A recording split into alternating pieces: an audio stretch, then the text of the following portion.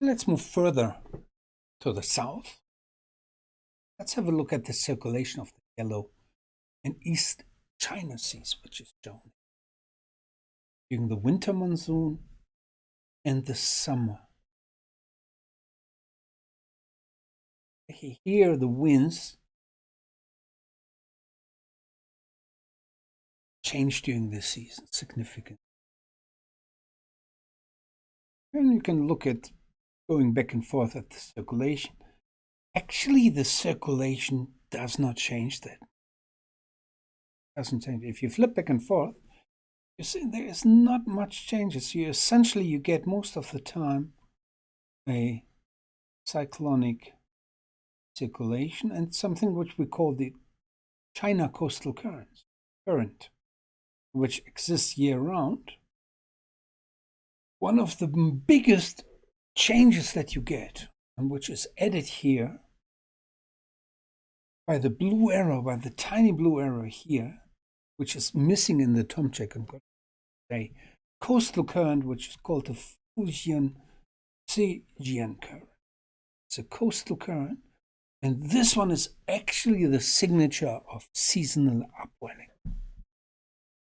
Seasonal coastal upwelling, lifting nutrient-rich water into the surface, into the euphotic zone.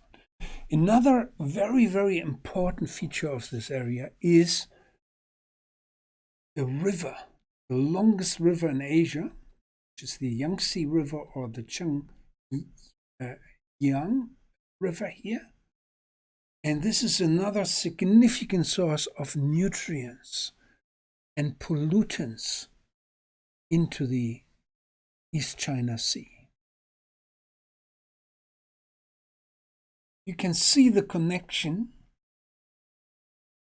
that this region has to the Kuroshio,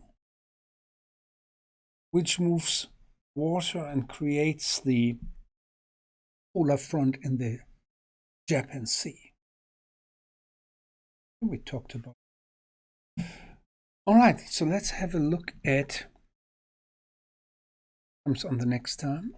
Let's have a look at the differences in temperature distribution between the winter monsoon and the summer monsoon. Okay, so what you can see here there are significant changes. Okay, again, the temperature difference between summer and winter in some regions is more than 20 degrees. So you get water which is fairly cold in the sheltered, shallow water regions here in the north of the Yellow Sea. During winter and during summer, you get relatively warm water. What you also can see is in the south, there are variations of the temperature of the Kuroshio, which influences this region.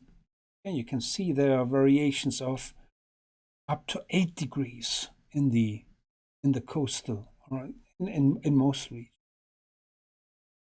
And so also this temperature change of the Kuroshio influences the temperature in that region, in particular during summertime, where it actually moves into the area, and you can see this tongue of orange water moving into the Yellow Sea and warming up the region.